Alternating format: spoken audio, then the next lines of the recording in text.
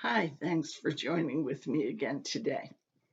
I'm going to speak this time about Mithraism, or worship of the god Mithra. This religion was one of the Roman mystery religions, and it was most popular between the 1st and the 4th century AD. It may have derived from the Persian religion, Zoroastrianism, where Mithra was one of the gods. But scholars are hesitant to say that there is a direct link because the imagery found in worship of the god Mithra in the Roman religion is so very different. I'm going to make two videos about this religion, and this one today I'm excited about because we're going to talk and look at the archaeology that has been left by this mystery cult. In most of the religions or spiritual movements that I've talked about from antiquity, we don't have very much in the way of any kind of artifacts or buildings or remains from them because they didn't build big churches. And many of their writings were destroyed by their enemies when they were considered heresies. But in the case of Mithraism, there are lots of sites that have been explored. So I'm able to show you some of the artifacts. Numerous archaeological finds, including meeting places and monuments, have contributed to our modern knowledge about this religion. The other side of the coin is that we have no writings or no doctrinal statements from them. So anything we try to learn about the religion has to come from these artifacts. And so everything we know is an interpretation only. It's not based on hard evidence. We're speculating. The various items, and I'll talk about them in a little bit more detail, are scenes showing Mithras being born from a rock, slaughtering a bull, having a banquet with the sun god Sol, and there are about 420 sites that have yielded information to us all around the Roman Empire and as far west and north as Great Britain. Followers of Mithras met in cave-like or underground sanctuaries that are now called Mithraea or Mithraeum in the singular. And these survive in large numbers and have been investigated. If an underground or cave-like sanctuary was not available and a regular building was utilized, the interior was modified by plaster application to resemble a cave. These buildings or temples also had extra rooms for storage and for food preparation. Central to each of these meeting places was the iconic scene that showed Mithras slaughtering a bull, and 700 or more examples of this bull killing scene, which is called a tauroctony, have been discovered. Speculation is that it was central to every single meeting place in one form or another. This shows the god Mithras in a cave where he has dragged this bull, and it shows him in the act of killing the bull. Usually he is looking over his shoulder to the sun god Sol as he does this. And there are various other figures in the scene. They vary somewhat one from the other, but they include a dog, a snake, a scorpion, two torch bearers, and also the god Luna. The scene may be surrounded by depictions of other things from the life of the god Mithras, or sometimes surrounded by a circular uh, frieze, which includes the signs of the zodiac.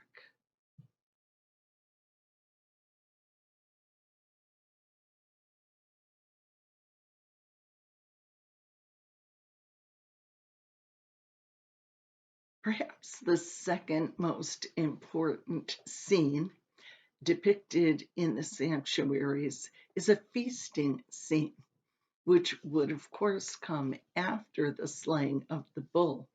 It shows the god Mithras and the sun god Sol feasting, and the feast that has been prepared is laid out on the hide of the bull.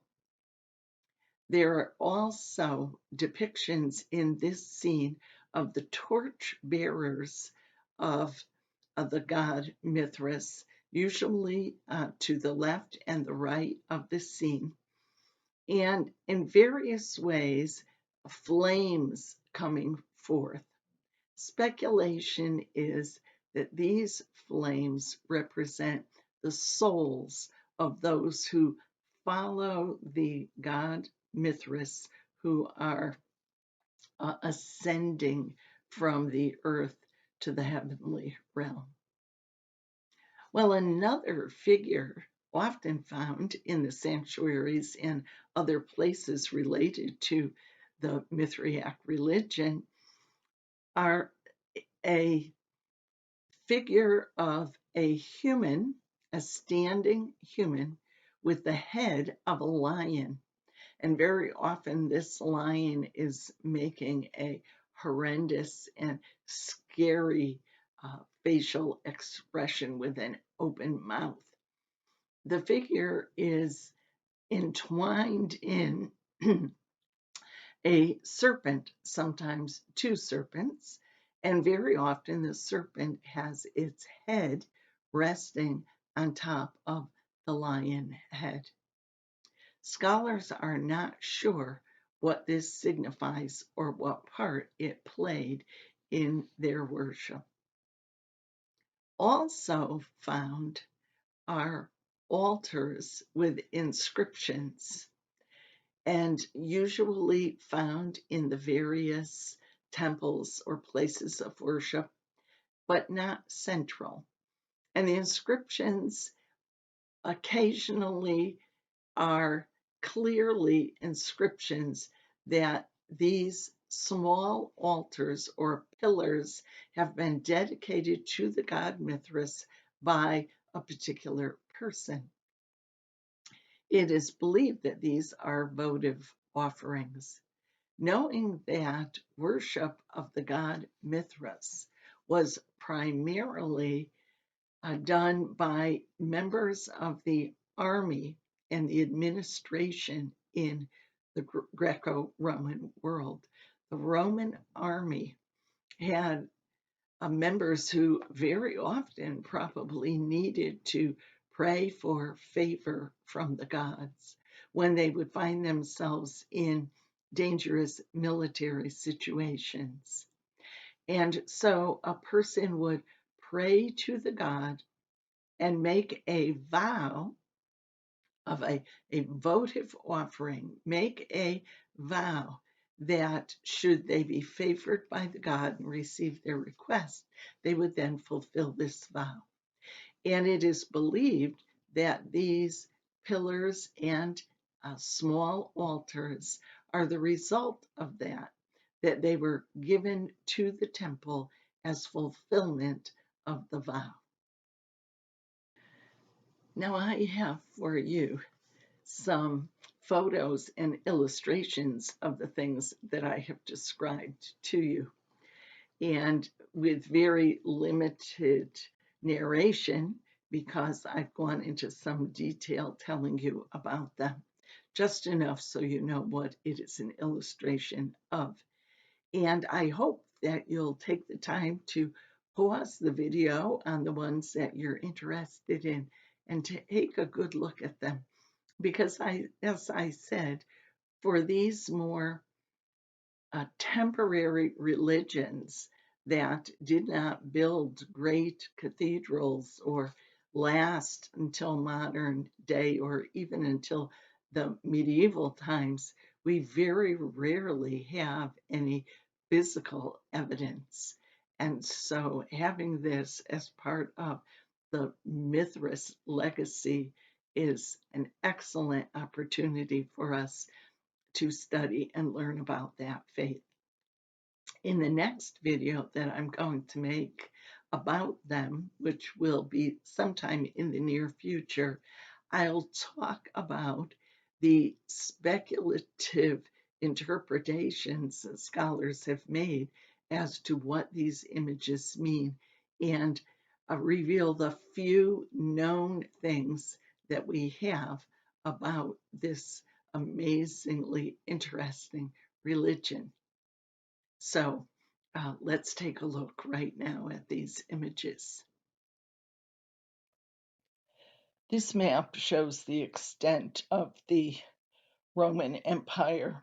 This at 117 AD, that the Mithra army representatives reached, and one of the underground worship centers, this one in the city of Rome, with the central statue of Mithra and the bull.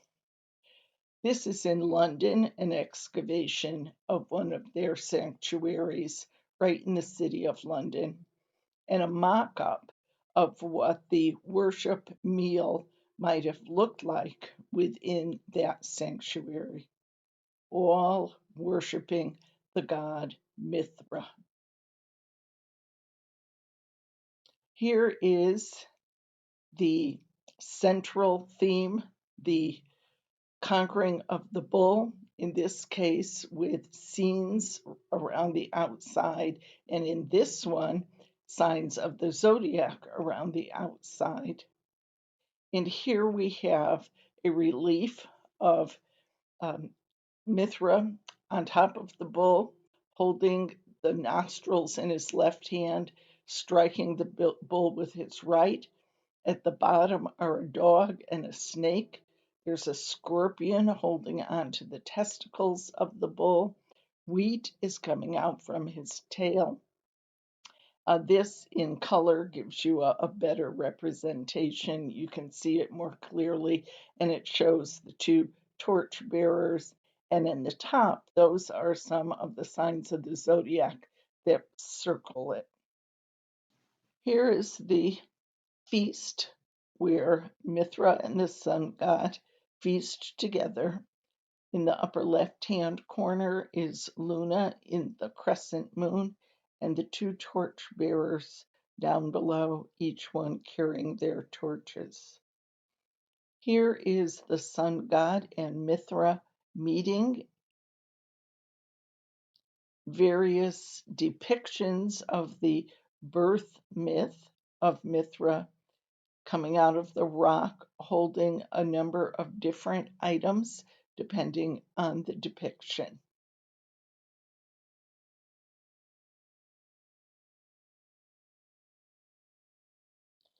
This is the human with the lion's head, with a snake wrapped around, often with a horrendous expression that we don't understand. And finally, altars, the result of vows filled probably by soldiers. Thank you so much for watching this video. I hope you found it informative. I'm in the process of researching the history of spirituality and the various religions and how they developed from the very beginnings of history right up until modern times. So if you'd like to join with me on this adventure, if you find these subjects interesting, this is my invitation for you to please subscribe to the channel and click the notification bell so you know when I upload a new video each week. Also, please don't hesitate to leave your comments and your questions. I do my very best to answer all of them. Well, I hope to see you soon. Have a great week. Stay safe and healthy.